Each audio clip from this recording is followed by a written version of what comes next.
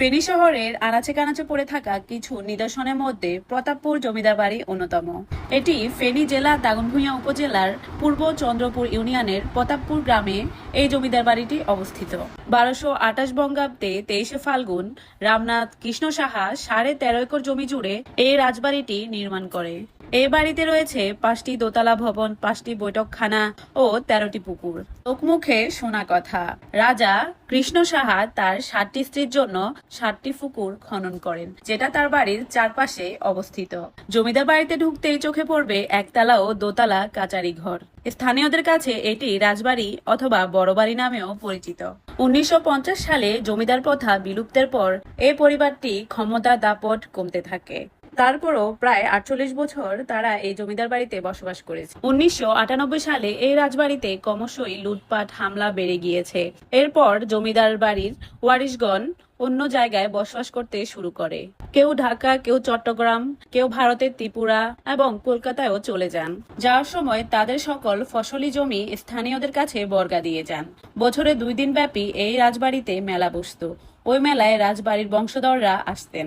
এই বাড়িতে ঢুকতেই আপনাদের চোখে পড়বে একতলা দোতলা কাচারি ঘর, একটা বড় দালান আর বাড়ির ভিতরে একটা বড় উঠান। উঠানের চারপাশ জুড়ে রয়েছে বড় বড় দালান কোঠা। জমিদার প্রথা বিলুপ্তের পর জমিদারের বংশধররা অন্য জায়গায় বসবাস শুরু করেন। এরপরে এ বাড়িতে ওরা বেশ কয়েক বছর না আসায় খসে পড়ছে প্রতিটি দেয়ালের নকশাগুলো। চোখ জোড়ানো এই নকশাগুলো যদি আপনি কাছ থেকে না দেখেন তাহলে আপনি মিস করে যাবেন। তবে পর্যবেক্ষণের অভাবে নষ্ট হতে যাচ্ছে এই রাজবাড়িটি। দেয়াল জুড়ে জন্ম নিয়েছে অনেক রকমের পরজীবী গাছ, যে গাছগুলো প্রতিটি দেয়ালকে আষ্টে পিষ্টে ধরে আছে এবং নষ্ট করে দিচ্ছে প্রতিটি ভবন। বাড়ির চারপাশে লক্ষ্য করলে আপনারা দেখতে পারবেন অনেক রকমের ফল গাছ, 50টিরও বেশি নারকেল গাছ, আম গাছ, কাঁঠাল গাছ এবং সকল ধরনের ফল গাছ পাওয়া যাবে এই বাড়িতে। বাড়ির ভিতরে প্রতিটি দেয়ালে জন্ম নিয়েছে পরজীবী গাছ।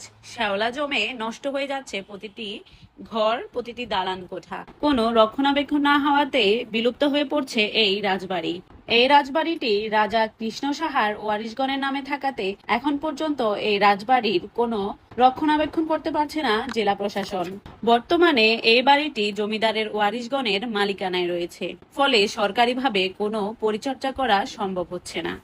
রাজবাড়ির ভিতরে কিছু আজে বাজে মানুষের আনাগোনার জন্য এখন পর্যটক যাওয়া একদমই কঠিন হয়ে পড়েছে। তবে আপনাদের উদ্দেশ্যে একটা কথা বলি, আপনারা যদি কেউ ওই রাজবাড়িতে ঘুরতে চান অবশ্যই দলবদ্ধভাবে যাবেন, একা কেউ যাওয়ার চেষ্টাও করবেন না, তাহলে কিন্তু আপনারা অনেক বড় বিপদে পড়তে পারেন। তবে এভাবে যদি চলতে থাকে একটা সময়